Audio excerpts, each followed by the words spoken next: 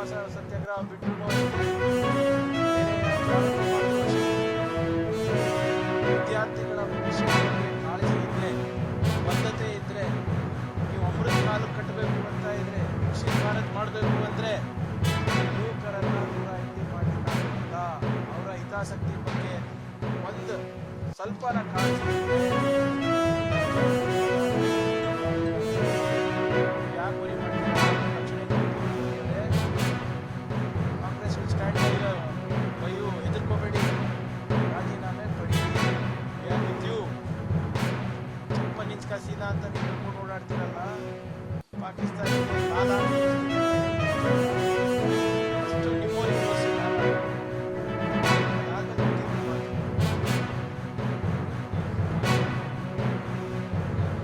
BJP ಕರ್ನಾಟಕದಲ್ಲಿ troll minister ಅಂತ ಹೇಳ್ತಾರೆ. ಅಲ್ಲಿ ಅವ್ರು ಬಂದರೆ ಅವ್ರ ಪ್ರಧಾನಮಂತ್ರಿನೇ ಟ್ರೋಲ್ ಮಾಡ್ತಾ ಇದ್ದಾರೆ ದೇಶಕ್ಕೆ.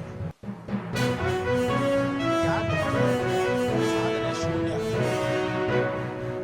ಅದಕ್ಕೆ ಇವತ್ತು ಪ್ರಚಾರಕ್ಕೋಸ್ಕರ ಏನಾದರೂ ಮಾಡಿ ಸಾಧನೆ ಏನಿದೆ? 10 ವರ್ಷದಲ್ಲಿ 152 ಪೇಪರ್ ಸಾಧನೆನಾ?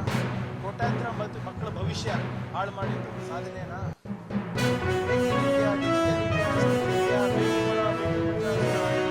ಸ್ಮಾರ್ಟ್ ಸಿಟಿ ಯಾವ ಸಕ್ಸಸ್ ಆಗಿದೆ ತೋರಿಸ್ತೀವಿ. ಸಕ್ಸಸ್ ತೋರಿಸ್ತೀವಿ. ಸ್ಮಾರ್ಟ್ ಸಿಟಿ ಮಾಡ್ತೀನಿ ಅಂತ ಹೇಳೋದು ಮನ್ಸು ಮಾಡಿ ದಯವಿಟ್ಟು ರೀಲ್ಸ್ ಮಾಡಿ. ಆದರೆ ಬೇರೆದು ಯಾವುದೋ ಒಂದು ಅಮೇರಿಕಾದು ಅದ್ರದ್ದು ರೀಲ್ಸ್ ಅಲ್ಲ, ಬೇರೆ ದೇಶದ ತೋರಿಸೋದಲ್ಲ. ಇದು ಸಾಧನೆ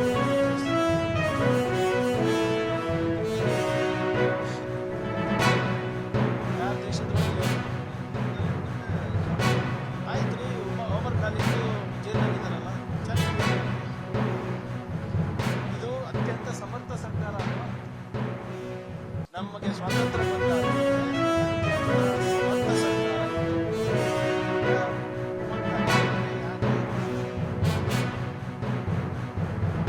ಬೇರೆಯವರಿಗೆ ಯಾಕೆ ಶಿಕ್ಷೆ ನ್ಯಾಷನಲ್ ಅಂತ ಘೋಷಣೆ ಮಾಡೋದು ಗುತ್ತಿಗೆ ತಗೊಂಡಿದ್ದಾರೆ. 52 ವರ್ಷ ಬೇಕಾಗಿತ್ತು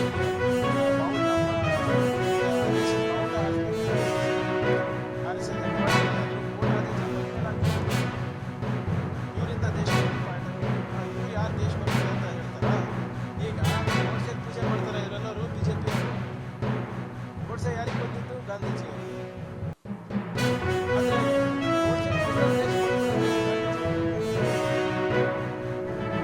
ಕ್ಯಾಬಿನೆಟ್ ಮೀಟಿಂಗ್ನಲ್ಲಿ ಫುಟೇಜ್ ನೋಡ್ತಿರ್ಬೇಕಲ್ಲ, ಹಿಂದೆಗಡೆ ಸಾವರ್ಕರ್ ಫೋಟೋ ಇದೆ, ಗೋಡ್ಸೆ ಫೋಟೋ ಇದೆ, ಗಾಂಧೀಜಿ ಫೋಟೋ ಇದೆ. ಯಾರು who are these people to tell who is national and anti national?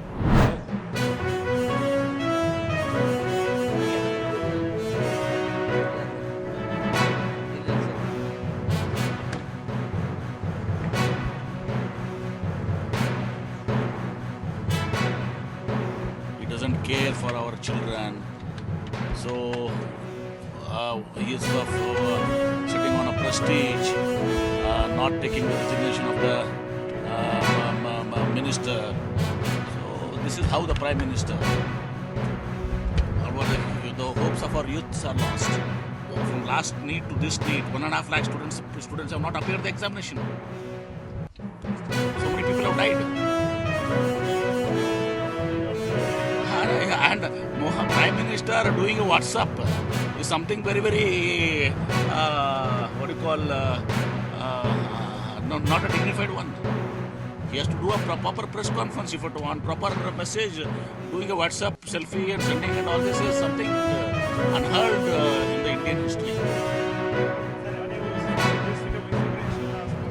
ಮೊದಲೇ ಅವರು ಇದು ಮಾಡಿ ಅವಾಗಲೇ ತಕ್ಷಣ ಅವ್ರಿಗೆ ಮಧ್ಯಸ್ಥಿಕೆ ವಹಿಸಿ ಅವ್ರು ರಾಜೀನಾಮೆ ತಗೊಂಡು ಎನ್ಕ್ವೈರಿ ಮಾಡಿ ಅದಕ್ಕೆ ಮುಂದೆ ಎಲ್ಲರನ್ನ ಎಕ್ಸ್ಪರ್ಟ್ಸ್ ಕರೆಸಿ ಒಂದು ಇದು ಮಾಡಿದರೆ. ಇದಕ್ಕೆ ನಮ್ಮಲ್ಲಿದೆ ಕರ್ನಾಟಕ ಎಕ್ಸಾಮಿನೇಷನ್ ಅಥಾರಿಟಿ ಇದೆ, KE ಇದೆ, CET ಕಂಡಕ್ಟ್ ಮಾಡ್ತೀವಿ, ಅದೇ ರೀತಿ ಟ್ರಿಪಲ್ ಜೆ ಇದೆ. ಆ ಥರ ಎಲ್ಲರೂ ಕನ್ಸ್ಟ್ರಕ್ಟ್ ಮಾಡಿಕೊಂಡು ಒಂದು ಮೆಕ್ಯಾನಿಸಮ್ ಮಾಡಿದರೆ ಇಷ್ಟೆಲ್ಲ ಅನಾಹುತ ಆಗ್ತಾ ಇರಲಿಲ್ಲ. ಇದೆಲ್ಲ ಅನಾಹುತಕ್ಕೆ ಕಾರಣ ಅವರ ಒಂದು ಗರ್ವ, ಈಗೋ.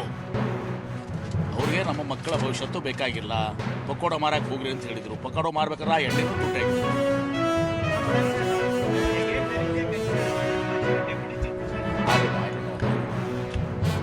I don't really don't know. I come for my department.